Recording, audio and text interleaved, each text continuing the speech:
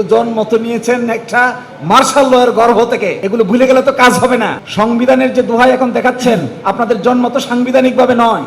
স্পষ্ট করে যদি বলতে হয়, একটা নেসেসিটির কারণে স্পেশাল সার্কামস্ট্যান্সেসে বিএনপির জন্ম হয়েছে ক্ষমতায় থাকা অবস্থায়, এবং সেটা হয়েছে 1 সেপ্টেম্বর 78।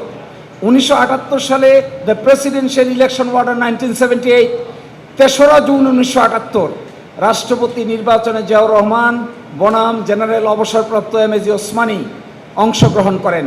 জিয়াউর রহমান সাহেব বিজয়ী হন।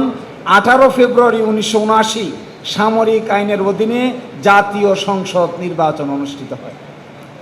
বিএনপি সংসদে সংখ্যাগরিষ্ঠতা লাভ করেন। খুব ডেমোক্রেসির কথা। নির্বাচনের আগে তো সামরিক আইনটা তুলে দেওয়ার সাহসও দেখাইতে পারেন নাই। একই সাথে 6 এপ্রিল 1979 সন্ধ্যা 8টা থেকে সামরিক আইন প্রত্যাহার করা হয়। 7 এপ্রিল 1979 গেজেট প্রকাশের মাধ্যমে সামরিক আইন প্রত্যাহার কার্যকর করা হয় সংসদ বসার পরে। এরা এসে এখন আমাদেরকে বলতেছে যে এই প্রেসিডেন্সিয়াল অর্ডার নাকি ভ্যালিড না। এই প্রেসিডেন্সিয়াল অর্ডার যদি ভ্যালিড না হয়, এই কথা বলার যোগ্যতা তা আদালতের। আপনারা মামলা করেছেন, কোর্টে ডিসাইড হওয়ার আগে তো আপনারা ভায়োলেট করে ফেলতেছেন। কোর্টে রুল দিয়েছে, কেন অসাংবিধানিক হবে না? এটা পেন্ডিং থাকা অবস্থা আপনারা শপথ নেন না। কোনো আদেশ নাই, কোনো অন্তর্বর্তীকালীন আদেশ নাই, স্টে নাই, কিচ্ছু নাই, তাও মানেন না। এর মানে কি?